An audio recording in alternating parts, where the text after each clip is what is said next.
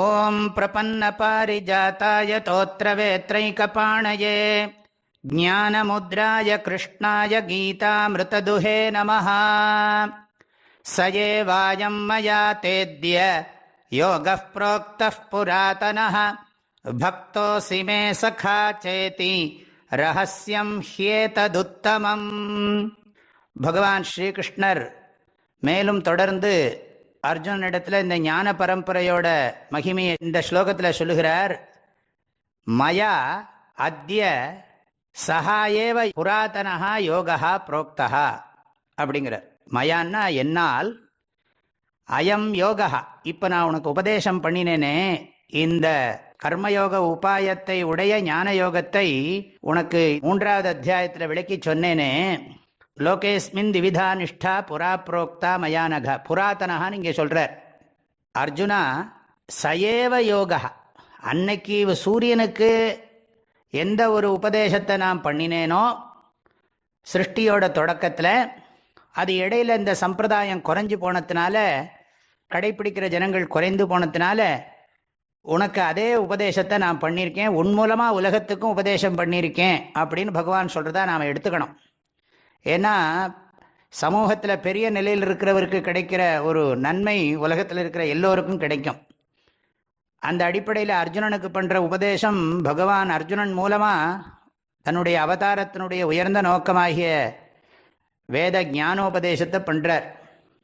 மனசை பக்குவப்படுத்துறதுக்கும் உண்மையை அறிந்து கொள்வதற்கான உபதேசத்தையும் அழகாக பண்ணியிருக்கார். அதை இன்னும் நிறைய தொடரப் போகிறார். அதே யோகத்தை தான் சொன்னேன், கருத்தில் ஒன்றும் மாற்றம் இல்லை. சொற்களை வேணால் மாற்றி அமைக்கலாம், உதாரணங்களை மாற்றி அமைக்கலாம், கருத்தெல்லாம் ஒன்று தான் அப்படிங்கிற அர்த்தம் படும்படியா இதானீம் சகாயேவ யோகா அத்ய புரோக்தா, உனக்கு நான் சொன்னேன். தேன்னா உனக்குன்னு அர்த்தம். புரோக்தா உபதேசிக்கப்பட்டது. சூரியனுக்கு சொன்ன அதே யோகத்தை தான் உனக்கு உபதேசம் பண்ணினேன். எதுக்காக உனக்கு பண்ணினேன் தெரியுமா? உனக்கு அதுக்குள்ள தகுதி இருக்கு. அந்த தகுதி இருக்கிறதுனால தான் இதை சொன்னேன். தகுதி இல்லாதவர்களுக்கு சொல்றது வீணா போயிடும், வேஸ்ட் ஆயிடும்.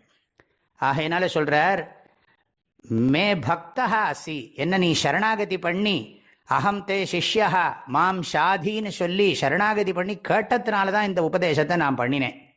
என்னிடத்துல ஒரு தூய்மையான அன்போடையும் நீ இருக்கே. சகாச்ச, எனக்கு சம வயசுல இருக்கிற என்னுடைய உறவினனாக இருக்கிறாய், நண்பனாக இருக்கிறாய். எனக்கு ஏதாவது ஒரு காரியம் ஆகணும்னா எனக்கும் நீ உபகாரங்கள்லாம் பண்ணுகிறாய். அப்படிலாம் இதுக்கு பெரியவர்கள் பொருள் சொல்லுகிறார்கள். பகவானுக்கு உபகாரம் நம்மளால தேவையில்லைங்கிறது உண்மைதான். இருந்தாலும் உலகியல் விஷயங்களில் நண்பர்களுக்கு நண்பர்கள் உதவி செய்யறதுங்கிற அர்த்தத்தில் இங்கே சொல்லப்பட்டிருக்கு. நீ பக்தனாக இருக்கிறாய், சரணாகதி பண்ணி இருக்கிறாய், என்னை குருவாக ஏற்றுக்கொண்டிருக்கிறாய், எனக்கு நண்பனாகவும் இருக்கிறாய். சொல்கிறோம் இல்லையா, துவமேவ மாதாச்ச பிதா துவமேவ துவமேவ பந்துஷ்ச சகா துவமேவன்னு நம்ம குருவை ஸ்தோத்திரம் பண்ணுறோம். அதனால் குருவே இங்கே சொல்கிறார், நீ எனக்கு நண்பன். அது மாத்திரம் இல்லை, ஏத்தது உத்தமம் ரகசியம். இது சாதாரண ரகசியம் இல்லை. மனசை பக்குவப்படுத்துறது, உண்மையை தெரிஞ்சுக்கிறதுங்கிறது உலகத்திலேயே யாரும் அதை கவனிக்க மாட்டார்கள்.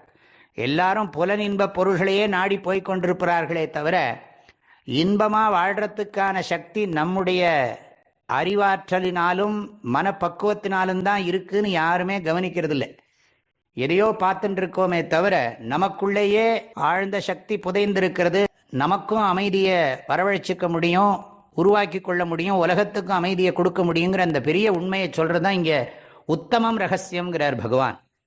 ஆக ஏதத்து ரகசியம் உத்தமம் ரகசியம். ரகசியத்திலே இது உயர்ந்த ரகசியம்.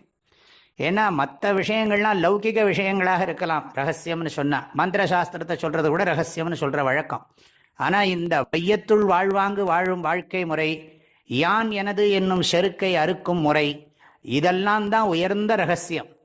இந்த ரகசியத்தை எடுத்து சொன்னாலும் நிறைய பேரால் வாங்கிக்க முடியாது, புரிஞ்சுக்கிறது கடினம். அந்த பக்குவம் இருந்தால் தான் புரியும். பக்தனாகவும் பகவானையே எல்லா விதத்திலையும் சரணாகதி பண்ணி உற்ற தோழனாகவும் பகவானை நம்ம பிரார்த்தனை பண்ணினாத்தான் நமக்கு இந்த ஞானம் கிடைக்கும். ஆகவே அந்த அர்த்தத்தில் பகவான் இந்த ஞானத்தை புகழ்ந்து பேசுகிறார். இந்த ஞானத்தினுடைய அருமை பெருமைகளை நாம் உணர வேண்டும் என்பதற்காக பகவான் வேதவியாசர் ஸ்ரீகிருஷ்ணர் அர்ஜுனனுக்கு சொல்லுவது போல நம்ம எல்லோருக்கும் இதை சொல்லுகிறார். இந்த சிருஷ்டியில் ஆரம்பத்திலிருந்தே இந்த வையத்துள் வாழ்வாங்கு வாழ்கின்ற வாழ்க்கை ஞானம் யான் எனது எனும் செருக்கை நீக்குகின்ற ஞானம் எப்பொருள் எத்தன்மைத்தாயினும் அப்பொருளை மெய்ப்பொருளாக காணும் அறிவு பரம்பரையாக இருந்து கொண்டிருக்கிறது என்பதுதான் இந்த ஸ்லோகத்தினுடைய சிறந்த உபதேசம். பகவான் ஸ்ரீகிருஷ்ணர் எல்லோருக்கும் ஞானத்தை பரிபூர்ணமாக வழங்கி எல்லோரும் ஆனந்தமாக இருப்பதற்கு அனுகிரகம் பண்ணட்டும். நன்றாக நான் பிரார்த்தனை பண்ணுறேன். சயே வாயம் மயா தேத்ய யோகः ப்ரோக்தः புராதனः பக்தோசி மே சகா சேதி ரகசியம் ஹ்யேததுத்தமம். எல்லோருக்கும் பரிபூர்ணமான மனமார்ந்த நல்வாழ்த்துக்கள். ஹரி ஓம்.